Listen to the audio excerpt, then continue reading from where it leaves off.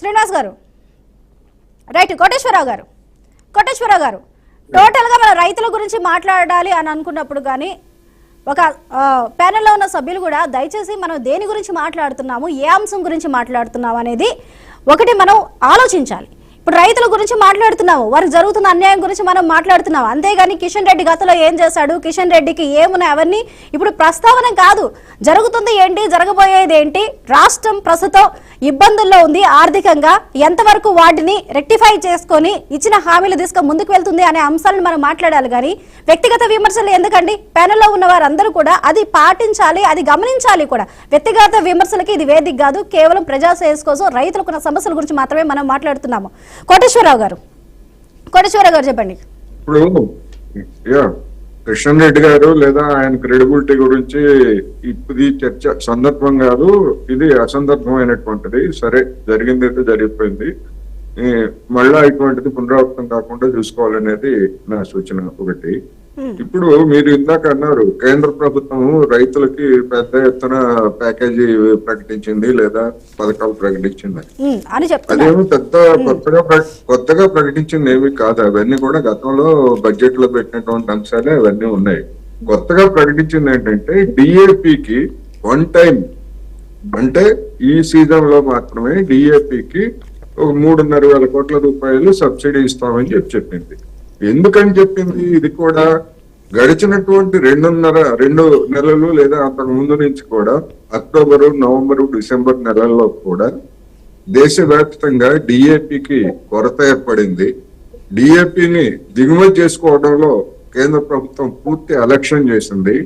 దాంతో స్థానికంగా అందుబాటులో ఉన్నటువంటి డిఏపి ధరలు విపరీతంగా పెరిగిపోయి కొనుగోలు చేయలేనటువంటి స్థితికి వెళ్లి రైతుల్లో తీవ్రమైనటువంటి అసంతృప్తి తలెత్తిన కారణంగా సీజన్ మధ్యలో ఈ విధమైనటువంటి ప్రకటన చేశారు తప్ప నిజానికి చిత్తశుద్ధితో చేసినటువంటిది కాదు అనేది నేను ఈ సందర్భంగా చెప్పదలుచుకున్నాను.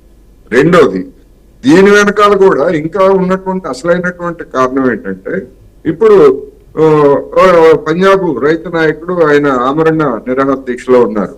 దాని మీద సుప్రీంకోర్టు స్పందిస్తా ఉంది. అదే విధంగా రోజు రోజుకి ఆయన ఆరోగ్యం క్షీణిస్తున్నటువంటి నేపథ్యంలో రైతుల సమస్య లేదా రైతాంగానికి సంబంధించినటువంటి అంశాలు మరొకసారి చర్చ అవుతున్నటువంటి నేపథ్యంలో కేంద్ర ప్రభుత్వం ఈ విధమైనటువంటి ప్రకటన చేసి దాన్ని పక్కదారి పట్టించడానికి లేకపోతే సంతుష్టీకరించడానికి చేసిందనేటువంటిది నా అభిప్రాయం.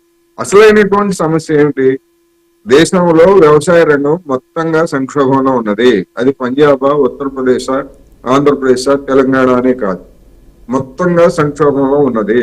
ఆ సంక్షోభంలో ఉన్నటువంటి దాన్ని ఎట్లా పరిష్కరించాలనేటువంటిది 3 సాగు చట్టాలను రద్దు చేసిన తర్వాత కేంద్ర ప్రభుత్వానికి దిక్కుదోచడం లేదు. మళ్ళా ఆ 3 సాగు చట్టాల్లో ఉన్నటువంటి అంశాలని వేరే రూపంలో మళ్ళా ప్రవేశపెట్టడానికి ప్రయత్నాలు చేస్తున్నారు.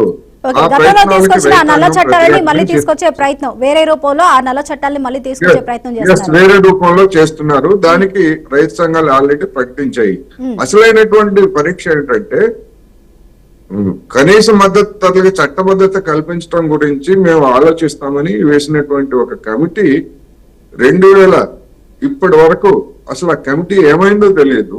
నరేంద్ర మోడీ గారు మాట్లాడరు, కేంద్ర వ్యవసాయ శాఖ మంత్రి మాట్లాడరు, బీజేపీ మాట్లాడదు.